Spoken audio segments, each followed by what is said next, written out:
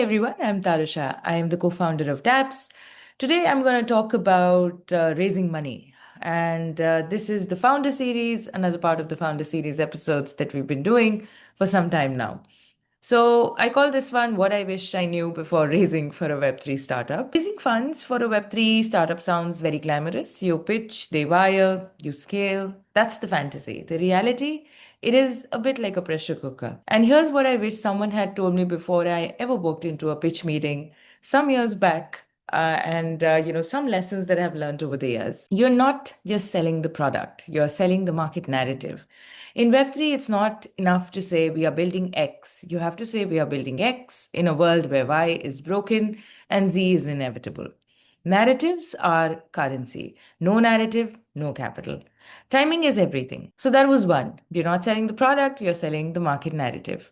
Now, two, I think timing is everything, right? You can't really control timing. So, you launched your bear market, VCs will ghost you, everyone starts chasing the new narrative at times. But there is a lesson there. You don't raise when you want, you raise when the market wants you.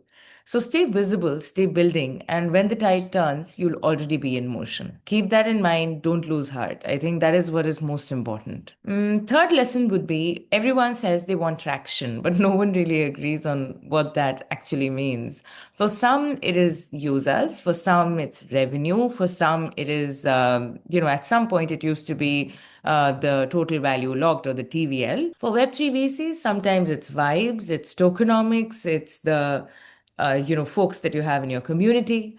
So the takeaway here is tailor your deck to the type of investor. Don't just put out metrics, right? Understand what their investment thesis is, what are the kind of companies that they've been investing in or have recently invested in, and accordingly tailor your deck. That is, I think, very, very important that, you don't send the same deck to everybody because that's not going to get you anywhere. Now, the fourth one. So, FOMO investing is real, but it can be very, very dangerous. I think we all know this. We've seen many projects raise millions on hype only to vanish like 3 months later.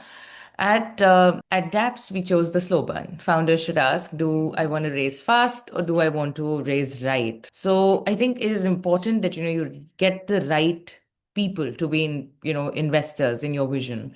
It is easy to get money in the market, right? There is good money and there is bad money. It's easy to pick up money. It's easy to raise money, in the market. But what you need to really ask yourself is whether these people or these investors are the ones that you do want around, right? So do you want to just raise fast or do you want to raise right? That is important. So that is like the fourth one, I think, and now we're on the fifth one. Accepting that fundraising is a full-time job. I think, it's best if you have a co-founder.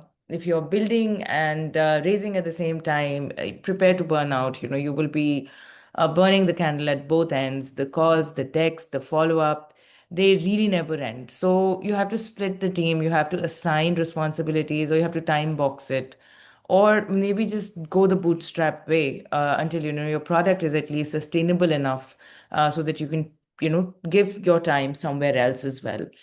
Don't pretend that fundraising is just another task because it is not. It is a full-time job and it takes up a lot of your time. Sixth lesson, your first check isn't just capital, it is signaling.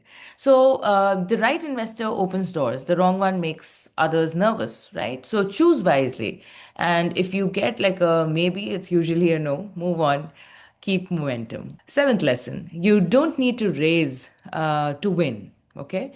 I think Web3 rewards communities, creativity, and curiosity. We've seen creators on many platforms, including Dapps, earn decent size income, right? So if you're bootstrapping, you're not behind, you're just free.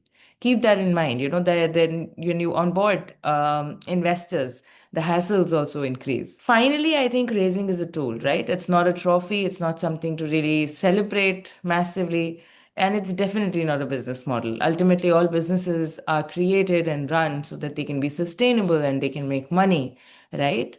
Keeping that in mind is very, very important. So I think with these lessons in mind, I think you'll be good to go. These are some mistakes and lessons that I have gleaned off from all the experience that I have. If you are raising in this market, please do send out a DM or comment below this video, and let's ideate, let's brainstorm. Let me see if I can make some connects for you if your product is the right fit for the kind of investors I know. So thank you so much once again for tuning in. This is Tarusha signing off.